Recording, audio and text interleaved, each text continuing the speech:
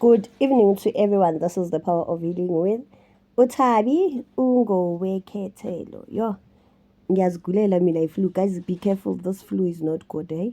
Anyway, and besides that, mina ngebirthday yami abakithi asisebenzi. Ngebirthday month yami angisebenzi.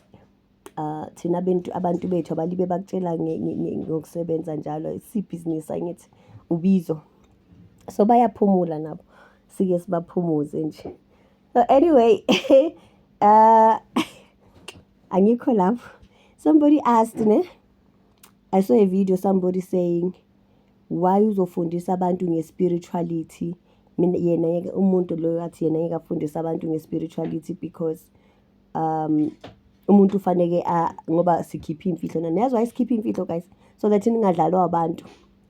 Ningadlalwa abantu ngama-rituals abanenzisa wona umuntu athi izana igazi lomntana wakho, izana umntana wakho, fanele amaphatho omntana wakho, fanele womndeni wakho, fanele igazi.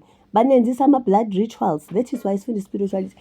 And I also want to say this, guys, asifundisi because sifuna ukuba ku-social media. Asifundisa because part of our calling and mandate was that we have to mentor spiritually gifted kids or spiritually gifted children.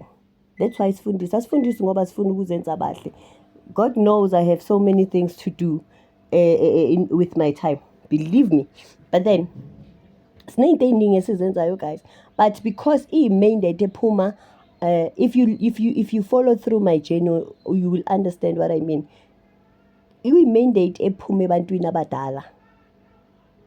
And also, I did explain years ago ngathi sometimes ngisuke ngiphendula umbuzo mhlawumbe umuntu bengimsiza ngibuza umbuzo ngento. So instead of ukuthi ngizolibe ngiyi-explaina njalo ebantwini nga-1-1, ngcono ngenza i-video wonke umuntu azoyazi, azothola i-answer efanayo. But anyway, so now ingilidele to this video engiyibone manje, guys. So apparently eSouth Africa impandla sekuthiwa umuntu onempandla ekhanda bathini la ithi le video bathi umuntu onempandla sekufuna ekhanda lomuntu onempandla because inegolide hayi guys yabona wayisifundisa sebazonquma bathi umuntu sekufuneka ama-healers from outside, so wafuna ikhanda lempandla bathi linegolide ikhanda lenu.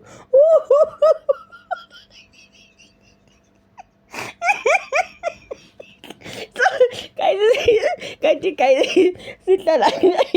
sihlala nabantu abanegold emakhanda. Yazi ngivele ngacabanga abantu abaningi engibaziyo abanamakhanda abaneyimpandla, guys. No man, singahlala nomcebo. Uyabona ukuthi wayesifundisa. So never say sithanda izinto zifundiswa ngoba sibhorekile. No, savoid into ezinjalo. So uma unempandla bafethu, be careful bathi kudingeka ikhanda lakho. Baba ngiyathatha